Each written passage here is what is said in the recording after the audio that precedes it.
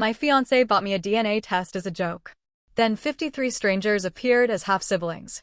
I confronted my mother about the father she said died before I was born. She stared at the screen and whispered, "There was never any dead father." Until that moment, the story of my father was one of the few things in my life I had never questioned. His name was Adam. According to my mother, they met when she was 28 and fell in love quickly. They talked about marriage, found out she was pregnant with me, and began planning a future together. A few weeks later, Adam supposedly died in a car accident while traveling for work. My mother said his relatives blamed her for distracting him during an important period in his life. They refused to recognize the pregnancy and kept his photographs and belongings after the funeral. That was why we had nothing from him. Whenever I asked too many questions, she would look down and say, "Some memories hurt too much to keep reopening." I believed her. Growing up, I saw my mother as someone who had survived an enormous loss and still built a stable life for me. She raised me alone, showed up for every school event, and never made me feel unwanted. On Father's Day, we lit a candle for Adam. On my birthdays, she told me he would have been proud of me. She said I had his eyes and his stubbornness. She even claimed that my habit of tapping my fingers when I was nervous came from him. When I turned 18, she gave me a silver watch. It was scratched along the back, and the clasp was slightly loose. She placed it in my hand and said, "This belonged to your father." I treasured it. I wore it to my graduation and during college exams. Whenever I felt overwhelmed, I would touch the face of the watch and imagine Adam had once done the same thing.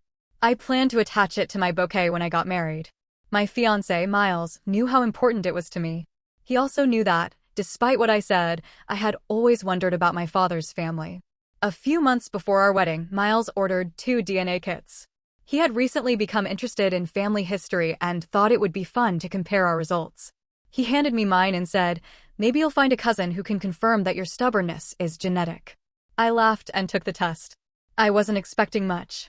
My mother was an only child, my grandparents had passed away, and I believed my father's relatives wanted nothing to do with me. Several weeks later, I opened the results during lunch. The ancestry estimates seemed normal. Then I clicked on Family Matches. Dozens of close relatives appeared. Several were identified as possible half-siblings. I assumed there had been a mistake, so I refreshed the page and checked my account details. Nothing changed. The matches lived across different states and parts of Canada. The closest one belonged to a 33-year-old woman named Callie. The website estimated that we were half-sisters. Her profile picture made me uncomfortable because she had my smile. We had the same uneven upper lip and the same small crease near the left corner of our mouths. I called Miles. When he answered, I said, "Something is wrong with my results." "What kind of wrong?" "I have siblings." He paused before asking how many. "I don't know. There are more than 20 close matches."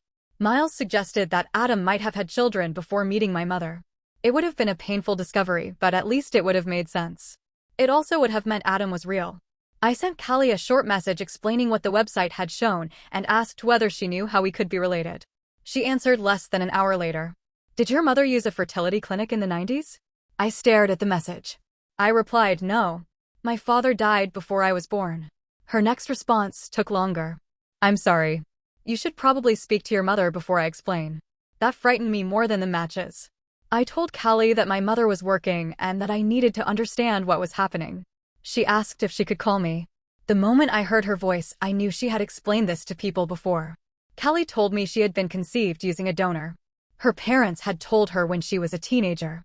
After taking a DNA test years later, she discovered several half-siblings. Those siblings found others, and eventually they created a private group where they shared photographs, health information, and family histories. "There are 53 confirmed people in the group," she said. I asked, 53 siblings? 53 children connected to the same donor. You would make 54. I sat down on the floor beside my desk. The donor's name was Warren. He was alive, married, and living across the country. He knew that a large group of biological children had found one another. According to Callie, Warren had donated while attending graduate school. The clinic told him his samples would be used to help a limited number of families. Instead, they had apparently been distributed much more widely. Callie sent me access to the private group. The first thing I saw was a photograph from a small reunion. 12 people stood together. They had different hair colors, ages, and builds, but the resemblance between them was impossible to ignore. One man had my eyebrows. A woman near the back had my chin. Another looked so much like me that Miles initially thought I had uploaded an old photograph of myself. At the top of the group was a picture of Warren. He didn't look exactly like me, but the similarities were there. The shape of his eyes. The line between his eyebrows. The way one side of his mouth lifted higher than the other. I had spent my life trying to imagine a dead man's face. Now I was looking at the living stranger who had contributed half of mine. Miles sat beside me and said, "You need to talk to your mother." I called her and asked her to come to our apartment that evening. I didn't tell her why. She arrived carrying a container of food because she worried I wasn't eating properly during wedding planning. That almost made me lose my nerve. We sat at the kitchen table. I turned my laptop toward her and opened the page showing my DNA matches. Her expression changed immediately. She didn't ask what she was looking at. She slowly sat back and pressed her hands together. After nearly a minute, she said, "I always knew this might happen eventually." I asked who Warren was. She closed her eyes. I asked again, louder. She began crying. Then I asked who was Adam. She wiped her face and said, "There was never any Adam." At first, I thought she meant Adam wasn't my biological father. Maybe Warren had been part of an affair or a secret decision she regretted. Then she explained. There had been no boyfriend. No accident. No funeral. My mother had wanted a child, but wasn't in a serious relationship. She went to a fertility clinic and became pregnant using a donor. Her parents were very traditional, and she believed they would reject her decision. She also feared becoming the subject of gossip in the community. So she invented a boyfriend who worked out of town. When people began asking why no one had met him, she said they were planning to marry. Before I was born, she told everyone he had died. She said, I panicked. I needed the questions to stop. I asked, "So you created a dead man?" It was a different time. Maybe it was. I could understand why she had been afraid when she first became pregnant. What I couldn't understand was why she continued lying to me after I was old enough to hear the truth. I asked about the stories she told every Father's Day. She said she made them up because I wanted to know him. I asked why she claimed I had inherited his habits. "You were always asking what you got from him," she said. "I wanted you to feel connected to someone." Then I remembered the watch. I went to the bedroom, took it from its box, and placed it on the table. My mother looked at it and covered her mouth. Where did this come from? She hesitated before admitting she bought it at an antique store. I had carried that watch through some of the most important moments of my life because I believed it connected me to my father. She had watched me wear it to graduation and talk about adding it to my wedding bouquet. It had belonged to a stranger. I asked if she bought it just to make the story more believable. She said, "I wanted you to have something." Something from a man who never existed? She looked at me and said, "I didn't want you to think you came from a medical procedure. I wanted you to believe you came from love." I told her I had come from her decision to have and raise me. That could have been enough. She insisted that people had been less understanding when I was born. She didn't want other children to make fun of me or her parents to treat me differently. I told her that might explain the first lie. It did not explain the next 29 years. When I was 15, I asked whether my father would have liked me. She told me he would have admired how fearless I was. When I developed severe migraines in college, doctors asked for my family medical history. She claimed Adam had experienced occasional headaches. 2 years before my wedding, I considered searching for his relatives. She discouraged me by saying they had treated her terribly and would probably reject me too. Each time I moved closer to the truth, she added another layer. I asked if she knew Warren's donations had resulted in so many children. Her shock seemed genuine. She said the clinic had promised that a donor would be used only for a small number of families. Then she asked me not to contact the group. "They aren't your family," she said. "They are strangers. They share half my DNA. That doesn't make them your family." Maybe not, but I have the right to decide whether I want to know them. She asked whether I planned to contact Warren. I said I hadn't decided. Her voice hardened. "He is not your father. I raised you. I made every sacrifice while he contributed one sample and walked away." I told her I wasn't replacing her with him. "This is about understanding where I came from after you hid half of it." She accused me of punishing her for raising me alone. She said she had given up relationships and opportunities to make sure I never felt unwanted. I told her those sacrifices did not give her the right to control my identity. She stood up and said, "You had a happy childhood." I did. That doesn't make the lie harmless. She picked up her bag and left. We barely spoke for the next 2 weeks. During that time, I talked to several of the siblings. Kelly answered my questions without pressuring me. Another half-sister, Nora, suffered from the same migraines I did. Several other people in the group experienced them too, and Warren's mother had apparently struggled with them. For the first time, I had real family medical information. A half-brother named Evan managed a voluntary document where everyone could add health details. It wasn't official, but it was more useful than the history I had been given. I also learned that the group was not one big, happy family. Some people wanted a relationship with Warren. Others only wanted medical answers. A few wanted nothing to do with him. Kelly told me, finding biological relatives doesn't automatically make everything better. Most of us felt relieved and angry at the same time. I requested my records from the organization that had taken control of the closed clinic's archives. A records liaison named Marianne explained that only part of the original documentation had survived. With the proper forms, she could release information connected to my conception, but she could not provide records belonging to other patients. The surviving paperwork confirmed that my mother had received treatment there. It listed the donor only by number and included an information sheet claiming each donor would be used for a limited number of families. There was no clear record showing how that policy had been enforced. That confirmed my mother had not knowingly chosen a donor connected to dozens of children. It did not change what she had told me afterward. After several days, I emailed Warren. I introduced myself as a newly confirmed match and asked if he was willing to share medical information. He responded the next morning. He said he was sorry I had discovered the truth unexpectedly. He explained that he did not view himself as a father to the donor-conceived adults, but he was willing to answer reasonable questions. He attached a detailed family health history. At the end of the message, he wrote, "I was told the donations would help a small number of families. I understand that my intentions don't change what you're dealing with now." I appreciated that he didn't pretend we had an instant relationship.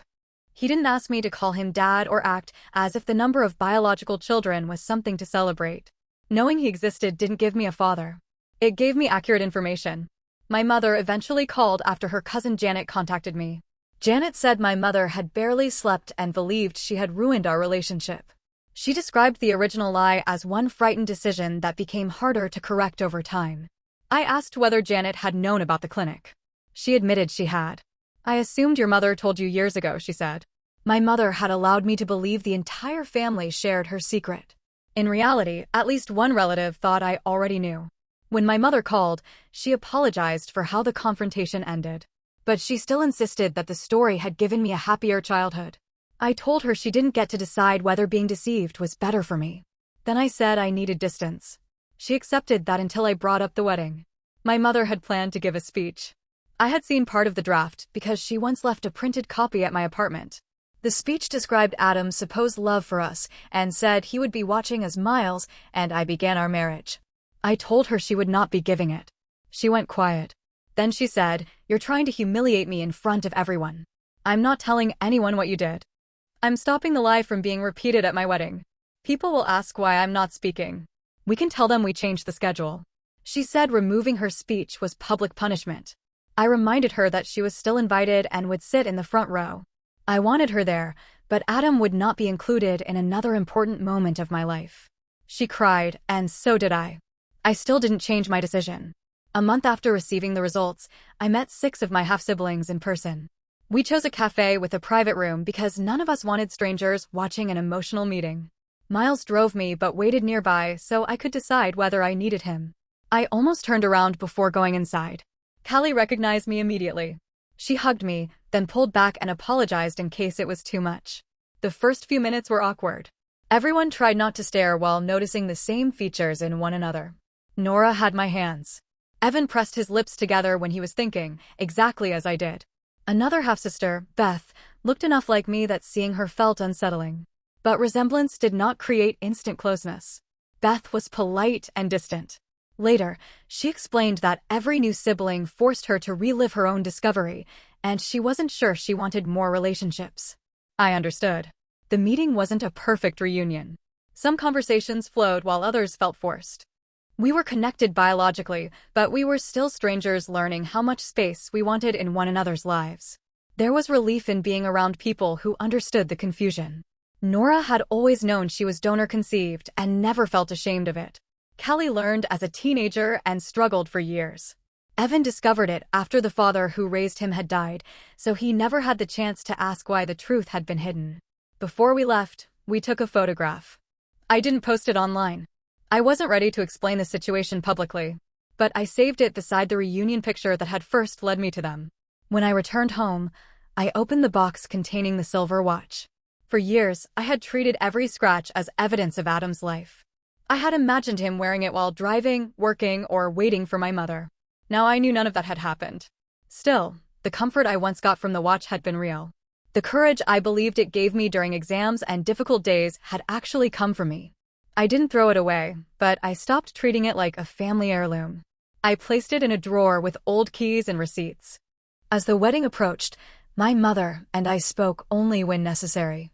We discussed guest numbers, flowers, and travel arrangements while avoiding everything connected to the DNA results. 3 weeks before the ceremony, she asked to meet me alone. She arrived at my apartment carrying a folder. Inside were old clinic receipts, appointment cards, and letters she had written while she was pregnant. The letters were addressed to me. One described hearing my heartbeat for the first time. Another said she was terrified but had never wanted anything more than she wanted me. There was no imaginary father in them. Only my mother and the child she had chosen to bring into the world. I asked why she had kept the letters hidden. She said they didn't fit the story. For once, she didn't defend herself. She admitted that she kept choosing the lie because revealing it would have forced her to acknowledge how much she had already hurt me. Then she said, "I'm sorry." There was no excuse attached. I didn't forgive her immediately, and I didn't pretend everything was repaired. But I kept the letters. At the wedding, my mother sat in the front row. She did not give a speech. Most guests didn't notice, and the few who asked were told we had shortened the program. Callie and Nora attended. I introduced them as friends because I wasn't ready to explain the full situation to every relative. That was my decision. Before the ceremony, my mother came into the room where I was getting ready. She glanced at my bouquet and saw that the silver watch was not attached. She looked sad, but she didn't question it. She simply said, "You look beautiful." I thanked her. For a moment, I thought she might mention Adam out of habit. Instead, she told me she was proud of me. That was enough for that day. Several months have passed since the wedding. My mother and I speak more regularly now, but the relationship has changed. I question stories I would once have accepted without hesitation, and trust has returned slowly. She started seeing a counselor because she wants to understand why preserving the lie became more important than telling me the truth. I have spoken with Warren twice through video calls. The conversations were polite and slightly awkward. He answered my questions and provided more medical information. I don't call him Dad. He is part of my biological history, but he is not the person who raised me. I stay in contact with Callie and Nora. Evan sends updates when new health information is added to the group. Beth rarely participates, and no one pressures her. The confirmed number of donor-conceived siblings has now risen to 55. 2 more people joined after I did, bringing the total number of Warrens' confirmed biological children to 56. I still love my mother. She gave me a stable childhood, supported my choices, and showed up whenever I needed her. She also created a false tragedy and allowed it to shape how I understood myself. Both are true. Some relatives believe I was too harsh when I removed her wedding speech and kept my distance. They say fear started the lie and shame made it difficult to stop. I can accept that without pretending the damage was small. My mother did not make one mistake and forget about it. She repeatedly chose to protect the story whenever I asked questions or searched for answers. I no longer think of Adam as someone I lost. He was the person my mother invented to make her decision easier for other people to accept. The silver watch is still in the drawer. The letters she wrote while pregnant are now in the box where the watch used to be. They don't give me the father I believed I had. They give me a truthful beginning. So am I wrong for treating my mother's lie as a major betrayal, even though I believe it began because she loved me and was afraid?